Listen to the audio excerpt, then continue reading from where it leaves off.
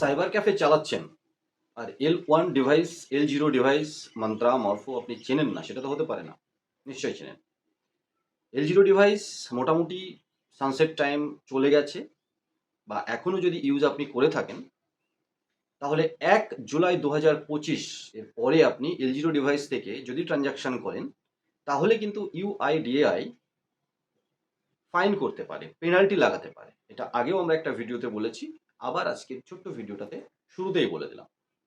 প্রত্যেক কোম্পানি যাদের সাথে আপনি APS ব্যবসা করেন, তাদের পোর্টালের মাধ্যমে, আমরা ইউটিউবাররা সোশ্যাল মিডিয়ার মাধ্যমে আপনাদেরকে বলছি, L1 ডিভাইস কিনুন, সিকিউরিটির জন্য দরকারি।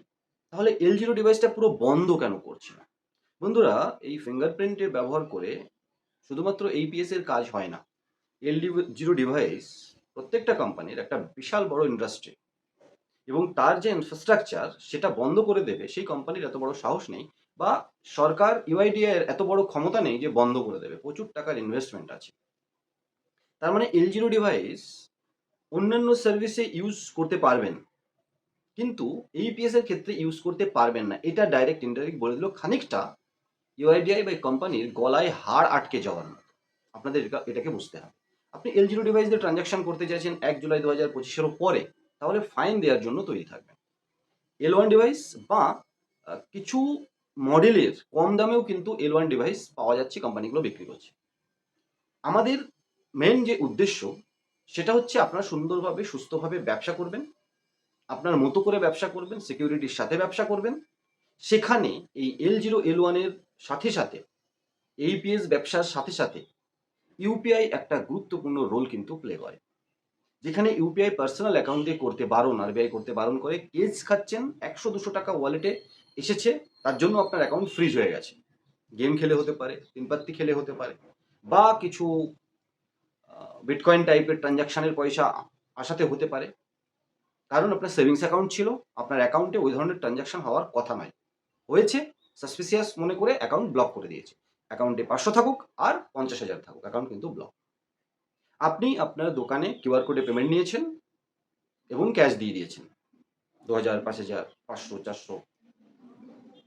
যদি জিনিস বিক্রি করে থাকেন, তাহলে তবুও আপনি একটু ফাইট করতে পারবেন, একটু কিছু প্রুফ দিলে আপনার অ্যাকাউন্টটা আনফ্রিজ হয়ে যাবে, আনব্লক হয়ে যাবে। আর কেসগুলো হচ্ছে অন্যান্য স্টেট থেকে। আমরা আশা করব, আমরা এর আগেও বলেছি, এই কেসটা যেন লোকাল থানা হ্যান্ডেল করে, এটা সরকার আর ডিপার্টমেন্টকে এনশিওর করতে হবে। কারণ এটা যদি মেকশিওর না করে, তাহলে সাধারণ মানুষ কিন্তু খুব সমস্যায় রয়েছে। আপনার ওই কিউআর কোডে পেমেন্ট নিয়ে ক্যাশ দিয়েছেন, আপনি অথরাইজ নন, হয়তো জিনিস বা প্রোডাক্টই বিক্রি করেছেন বা সার্ভিস দিয়েছেন, কেস হলো কেন? কারণ পেছনে আপনার সেভিংস অ্যাকাউন্ট লাগানো ছিল, আপনি সেভিংস অ্যাকাউন্ট দিয়ে ব্যবসা করতে পারেন না। তাহলে কি করতে হবে?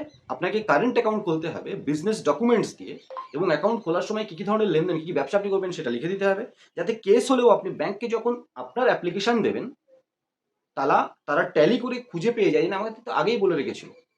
রিচার্জ, বিল পেমেন্ট, মানি ট্রান্সফারের সাথে সাথে আরও এই সমস্ত সার্ভিস দেয়, যার জন্য মার্চেন্ট কিউআর কোড আপনাকে নিতে হবে।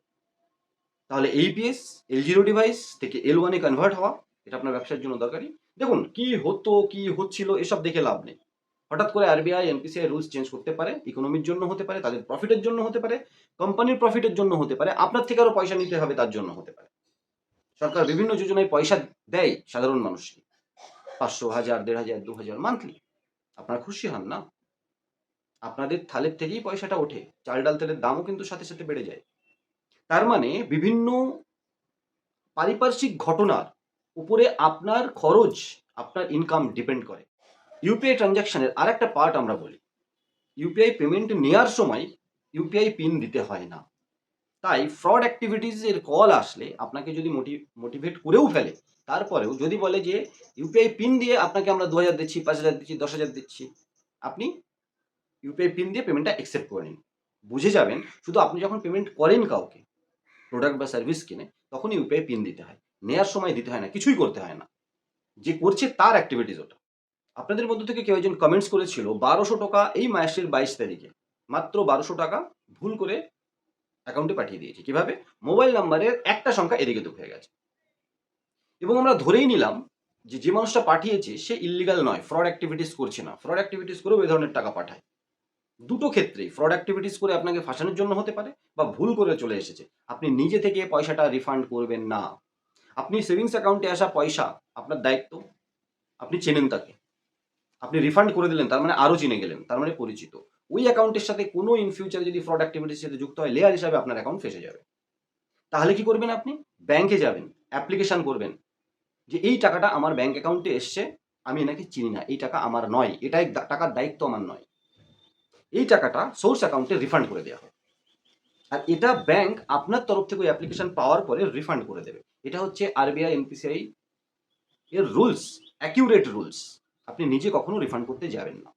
কারণ পয়সা এসেছে, তাতেই আপনি ওনার খানিকটা পরিচিত এরকম প্রমাণ হয়ে যাবে।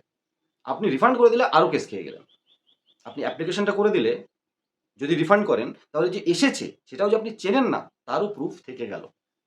অতএব কোনো ভুল করে আসা পয়সার রিফান্ড মানে আপনি নিজে থেকে করতে যাবেন না। রাস্তা আমি বলে দিলাম, ব্যাংকে গিয়ে অ্যাপ্লিকেশন করুন, ম্যানেজারকে বলুন যে পয়সাটা আমি জানি না, এনাকে আমি চিনি না, ভুল করে এসেছে, আমার দরকার নেই, আপনি সোর্স অ্যাকাউন্টে রিফান্ড করে দিন। ব্যাংক সেটা করে দেবে।